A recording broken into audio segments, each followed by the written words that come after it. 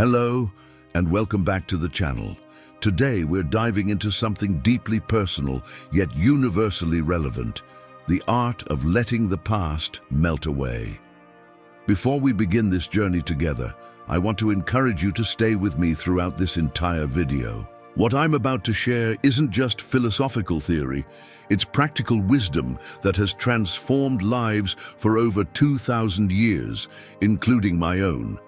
The insights ahead might be exactly what you need right now, so resist that urge to skip ahead.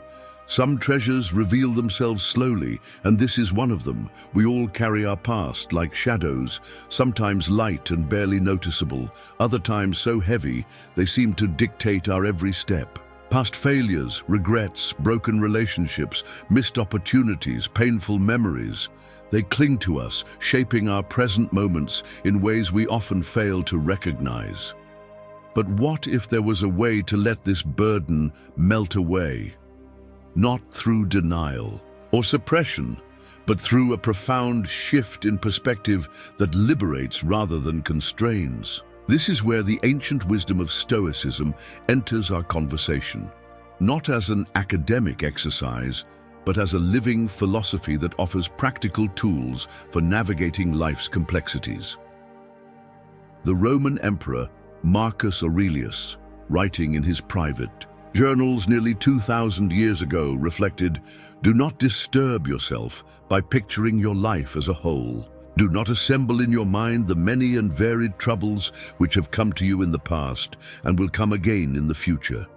But ask yourself with regard to every present difficulty, what is there in this that is unbearable and beyond endurance?"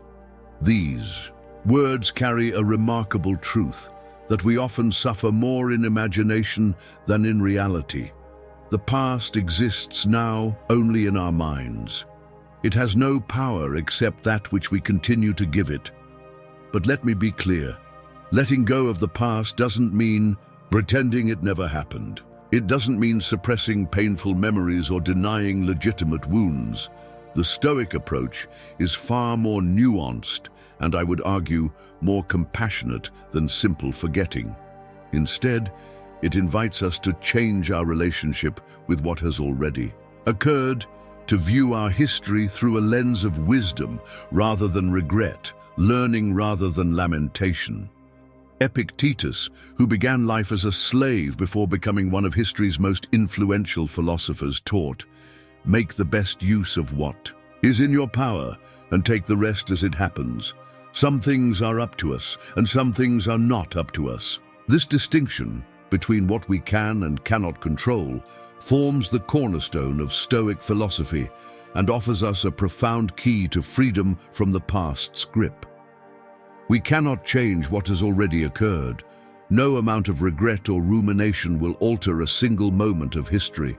What we can control, however, is how we interpret these events, what meaning we assign to them, and how we allow them to shape our present actions. Think about it for a moment. When was the last time that dwelling on a past mistake actually helped? You resolve it. When did replaying an argument with perfect hindsight ever change its outcome? When did beating yourself up over a failure actually make you more successful? The Stoics would argue that this backward-facing fixation doesn't serve us. It only prolongs our suffering and prevents us from engaging fully with the present moment, the only moment in which we can actually take meaningful action. Seneca, the Roman statesman and philosopher, wrote to his friend Lucilius, "Two elements must therefore be rooted out once for all, the fear of future suffering and the recollection of past suffering. Since the latter no longer concerns me, and the former concerns me not yet." This isn't cold detachment, it's focusing our limited energy and attention where it can be most effective. It's recognizing that every moment spent dwelling on unchangeable history is a moment taken from creating a better present and future. But how do we actually practice this? How do we begin to loosen the grip of past regrets, traumas, and disappointments? Let me share some practical Stoic approaches that have helped countless people across millennia and perhaps might help you too. First, we must practice the art of acceptance. The Greek Stoic teacher Epictetus advised, "Don't seek for everything to happen as you wish it would, but rather wish that everything happens as it actually will. Then your life will flow well." This might sound like resignation or defeatism at first, but it's actually quite the opposite. Acceptance doesn't mean approval. It simply means acknowledging reality as it is, rather than exhausting ourselves fighting against what cannot be changed. When we accept that the past is immutable, we free ourselves from the futile struggle to rewrite history. We can then redirect that energy toward the only domain where our efforts bear fruit, the present moment and the choices before us now. Consider the example of losing a job you valued. You might spend months replaying scenarios, thinking, "If only I had done this differently," or "Why did they treat me so unfairly?" These thoughts change nothing about the actual situation, while keeping you trapped in a cycle of resentment and regret. Stoic acceptance would acknowledge, "I no longer have this job. This is now a fact of reality, regardless of how I feel about it." With this clear-eyed acceptance comes freedom. Freedom to ask more productive questions like, "What opportunities does this change create?" Or, "What lessons can I apply to my next position?" The second Stoic practice is the examination of judgments. Marcus Aurelius observed, "If you are distressed by anything external, the pain is not due to the thing itself, but to your estimate of it. And this you have the power to revoke at any moment." This insight reveals something profound. Events themselves are neutral. It's the judgments we attach to them that create our emotional experience. When we look closely at painful memories, we often find it's not the bare facts that hurt us, but the story we've constructed around them. Perhaps you failed an important exam years ago. The fact itself is neutral. You received a certain score on a certain date, but you might have wrapped this fact in judgments like, "This proves I'm not intelligent enough," or "I'll never succeed academically." These are interpretations, not facts, and interpretations can be revised. The Stoics would encourage us to separate facts from judgments, then question whether our judgments serve us. Does believing "I'm a failure" help you build a better future? Does it accurately represent the complexity of who you are? Is it even true, or merely one possible interpretation among many? By recognizing that our judgments are choices rather than inevitable truths, we gain the power to reinterpret our past in ways that foster growth rather than limitation. The third practice involves focusing on what is within our control. Epictetus begins his famous handbook with this critical distinction: some things are within our power, while others are not. Within our power are opinion, motivation, desire, aversion, and in a word, whatever is of our own doing. Not within our power are our body, our property, reputation, office, and in a word, whatever is not of our own doing. When we obsess over past events, we're often fixating on elements beyond our control, other people's actions, random circumstances, or results that didn't meet our expectations. The Stoic approach redirects our attention to what remains within our sphere of influence. You cannot change that a relationship ended, but you can examine how you show up in relationships now. You cannot undo a missed opportunity, but you can remain alert to new possibilities emerging before you today. You cannot erase harsh words spoken to you, but you can decide how those words shape your self-perception going forward. This shift of focus from the unchangeable past to our present choices is tremendously empowering. It moves us from the helpless position of victim to the dignified stance of agent, someone who acknowledges reality but isn't defined or constrained by it. As we continue this journey of letting the past melt away, I want to emphasize something important. This process takes time. The Stoics weren't promising instant transformations, but rather a path of practice that gradually reshapes our relationship with life, including our history. Seneca reminds us, as long as you live, keep learning how to live. This wisdom applies perfectly to our relationship with the past. We don't suddenly become free of its influence through a single act of will. Rather, we practice daily, gaining incremental freedom through consistent application of these principles. Some days, you'll feel the weight of history lifting. Other days, old patterns will reassert themselves. The key is to approach this journey with patience and self-compassion, qualities that might seem at odds with popular misconceptions of Stoicism as cold or harsh, but which actually align perfectly with its deeper teachings. Marcus Aurelius advised himself, "Be tolerant with others and strict with yourself." Yet he also wrote, "If anyone can refute me, show me I'm making a mistake or looking at things from the wrong perspective, I'll gladly change. I seek the truth, which never harmed anyone. The harm is to persist in one's own self-deception and ignorance." This balance of discipline and openness creates space for genuine transformation. We hold ourselves to high standards while remaining humble enough to recognize that our perspectives, including our interpretations of our own past, may be flawed or incomplete. Now let's explore another powerful Stoic technique, the practice of perspective taking. Seneca advocated viewing our challenges from above, as if seeing them from a great height or distance. This cosmic perspective reduces our troubles to their proper proportion. When we zoom out and view our past difficulties against the vast backdrop of human history and the cosmos itself, their grip on us often begins to loosen. The embarrassment that still makes you cringe years later, the rejection that still stings, the failure that still defines your self-image, all these shrink when viewed from this expanded perspective. Epictetus puts it bluntly, "Remember that? You are an actor in a play, which is as the playwright wants it to be, short if he wants it short, long if he wants it long. If he wants you to play a beggar, play even this part skillfully, or a cripple, or a public official, or a private citizen. What is yours is to play the assigned part well, but to choose it belongs to another." This doesn't mean we should dismiss our experiences as insignificant. Rather, it invites us to see them as part of a larger tapestry, neither all-defining nor meaningless, but one thread in the complex fabric of our lives and the broader human story. From this perspective, even painful chapters can be appreciated for their contribution to who we are becoming. The rejection that initially devastated you may have redirected your path toward more fulfilling opportunities. The failure that humbled you may have cultivated wisdom you couldn't have gained otherwise.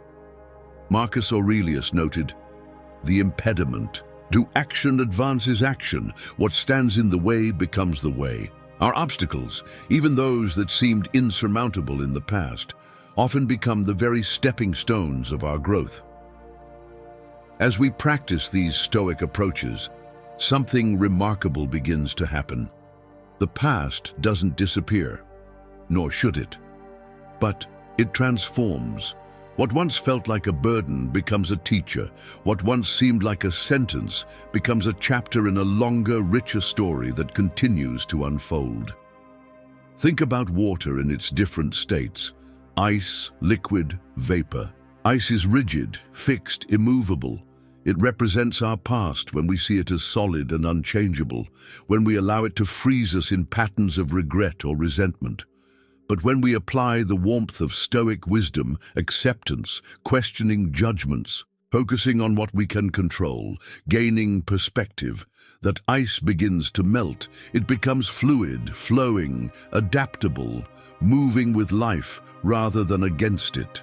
And eventually, some aspects may even transform into vapor, rising above us as wisdom distilled from experience, no longer weighing us down, but lifting our understanding to new heights. This transformation doesn't happen all at once. Like actual ice melting, it's a gradual process that occurs at the edges first, slowly working inward. Be patient with yourself as you practice. Notice the small shifts in how you relate to your history. Moments when you catch yourself before falling into old thought patterns. Times when you can look at painful memories with a new perspective. Each of these moments represents a victory, a small but significant step toward freedom. Some of you might be thinking, this all sounds good in theory, but my past isn't just unpleasant memories. It's trauma, abuse, profound loss. How can philosophy address something so deep and damaging? This is an important question that deserves acknowledgement. Stoicism doesn't claim to be a replacement for therapeutic approaches to serious trauma. The ancient Stoics didn't have our modern understanding of psychological trauma and its effects on the mind and body. However, many trauma-informed therapies actually incorporate principles with remarkable similarities to Stoic practices, distinguishing between what we can and cannot control, examining and reframing harmful beliefs, cultivating present-moment awareness, and finding meaning even in suffering. For those dealing with significant trauma, professional support is invaluable. Yet many have found that Stoic principles can complement therapeutic work, offering philosophical framework that makes sense of the healing process. Epictetus, who experienced slavery and physical disability, taught, "It's not what happens to you, but how you react to it that matters." This isn't about dismissing genuine harm or blaming ourselves for natural reactions to trauma. It's about recognizing that even after the most difficult experiences, we retain some agency in how we integrate these events into our ongoing lives. Viktor Frankl, though not a Stoic philosopher, but a psychiatrist who survived Nazi concentration camps, expressed a similar insight. Everything can be taken from a man but one thing, the last of the human freedoms, to choose one's attitude in any given set of circumstances, to choose one's own way. This perspective doesn't minimize suffering, but it does refuse to grant suffering the final word in our story. As we continue this exploration, I want to address another common concern. If I let go of the past, will I lose important lessons or repeat the same mistakes? The Stoics would answer with a resounding no. Seneca observed, "We suffer more often in imagination than in reality." Letting the past melt away doesn't mean forgetting or erasing. It means transforming our relationship with what has happened so that we carry forward the wisdom without the weight. Consider how we learn physical skills like riding a bicycle. Initially, you fall often and may get scraped knees. These experiences teach you balance and control. Once you've mastered riding, you don't need to constantly recall each fall to maintain your skill. The lessons have been integrated. You benefit from the learning without reliving the pain. Our emotional and life lessons can work similarly. We can extract the valuable insights from difficult experiences without remaining chained to the emotional charge of those events. We remember what we learned from the failed relationship without repeatedly reopening the wound of rejection. We apply the lessons from professional setbacks without continuously punishing ourselves for past mistakes. This selective retention, wisdom without wounding, is the art that Stoicism helps us develop. As we near the end of our time together, I want to leave you with a powerful visualization practice drawn from Stoic principles. Find a quiet moment, close your eyes, and bring to mind a past event that still holds emotional charge for you, something that causes regret, shame, anger, or sadness when you recall it. Now, imagine this event as a scene playing on a screen. Before you, notice the details, the people involved, the setting. Acknowledge what happened without judgment, simply observing the facts as they occurred. Next, imagine stepping back from this screen, gaining distance and perspective. From this vantage point, ask yourself, what can I learn from this experience? What strength or wisdom did it help me develop?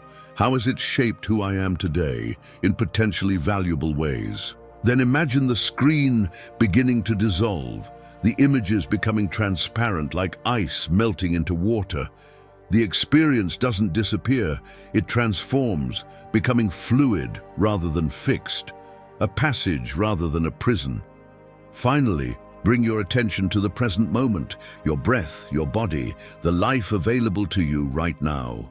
Feel the freedom of recognizing that while the past has shaped you, it need not define you. Your power resides in the present. This simple practice, repeated regularly with different memories, can gradually reshape your relationship with your history. It honors what has happened while releasing its constraining power over your present and future. As Marcus Aurelius reminded himself, does the light of a lamp shine and keep its glow until its fuel is spent? Why then should truth, justice, and self-control die before you do? The wisdom of the Stoics offers us this profound possibility that we can let the rigid ice of the past melt away without losing what matters most. We can transform fixed pain into fluid wisdom, frozen regret into flowing insight, solid resentment into adaptable understanding. In doing so, we don't diminish our history, we elevate it. We honor our journey by allowing it to evolve rather than calcify. We free ourselves not by forgetting, but by integrating our experiences into a larger, wiser, more compassionate self. This is the art of letting the past melt away, not through denial or suppression, but through transformation. It's available to all of us, regardless of what lies behind us. The Stoics, despite living millennia ago, offer timeless tools for this very modern challenge. As we close, I invite you to begin this practice in your own life. Start small. Choose one minor regret or disappointment and apply these principles. Notice how your relationship with this memory begins to shift, however subtly. Then, as you gain confidence in the process, you can apply it to more significant aspects of your history. Remember that this is a practice, not a one-time event. As Epictetus taught, practice yourself for heaven's sake in little things, and thence proceed to greater.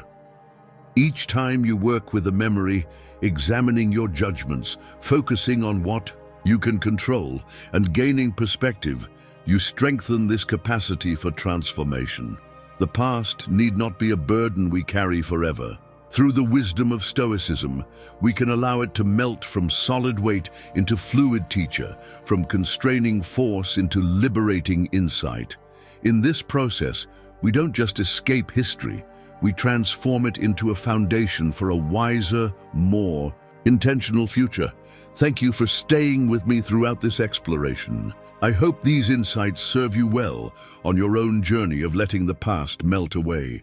If you found value in this perspective, please share it with others who might benefit, and I welcome your thoughts and experiences in the comments below. Until next time, remember the words of Marcus Aurelius. Very little is needed to make a happy life. It is all within yourself, in your way of thinking.